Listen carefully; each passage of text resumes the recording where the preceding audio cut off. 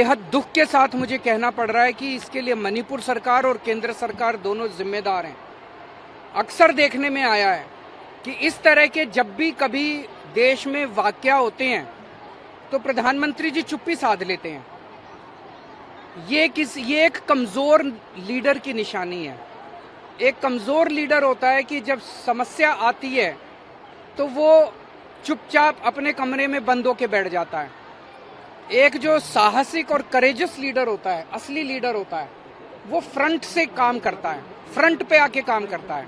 जब कोई मुसीबत होती है तो फ्रंट पे दिखाई देता है नेता। ऐसा नहीं होता कि मुसीबत आने पे चुप्पी साध के और अपने कमरे के अंदर बंद होके बैठ जाओ।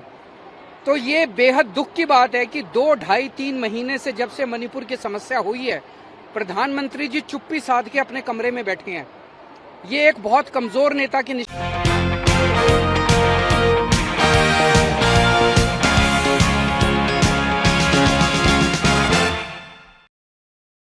मणिपुर पर क्या कहना चाहेंगे इस तरह की वीडियोस? जो मणिपुर की पहली चीज तो मणिपुर के अंदर जिस तरह के हालात पिछले कुछ महीनों से बने हुए हैं और केंद्र सरकार खासकर प्रधानमंत्री जी ने इसके ऊपर कभी कुछ भी नहीं बोला, ये बहुत चिंताजनक है।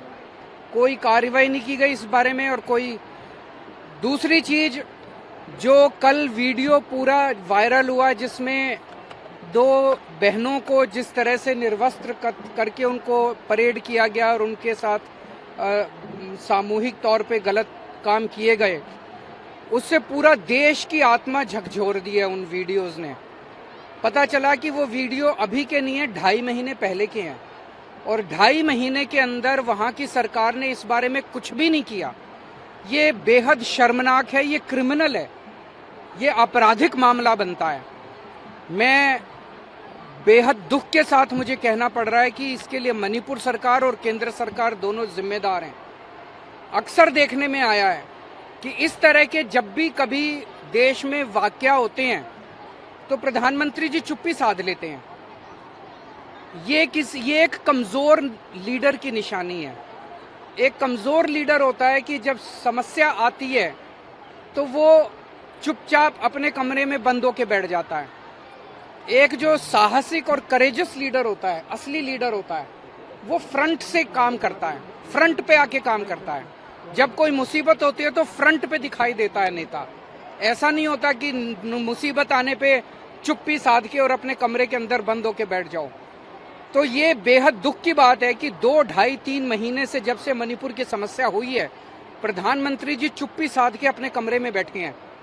ये एक बहुत कमजोर नेता की निशानी है और बहुत दुख की बात है कि ऐसे सेंसिटिव टाइम के अंदर प्रधानमंत्री जी ने कोई कदम नहीं उठाया।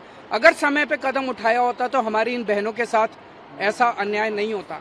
दूसरा, मणिपुर के सीएम का ये बयान अभी मैं थोड़ी देर पहले देख रहा था कि ये एक घटना थोड़ी है, ऐसी तो बहुत घटनाएं घटी हैं। इसका मतलब तो पता नहीं कितनी बहनों के साथ ऐसा हुआ है मणिपुर के अंदर। और अगर बहुत सारी ऐसी घटनाएं घटी हैं तो उन्होंने क्या किया इस बारे में? उन्होंने क्यों नहीं पकड़ के लोगों को, जो दोषियों को जेल में डाला? वो कर क्या रहे थे अभी तक? अब जब 2.5 महीने के बाद वो वीडियो सामने आया, अब कह रहे हैं, आज बता रहे हैं 1 आदमी पकड़ा गया। उस वीडियो के अंदर पता नहीं कितने लोग हैं। और जो एफआईआर दर्ज की गई है वो एफआईआर अननोन लोगों के खिलाफ। वीडियो के अंदर तो सबके चेहरे दिखाई दे रहे हैं।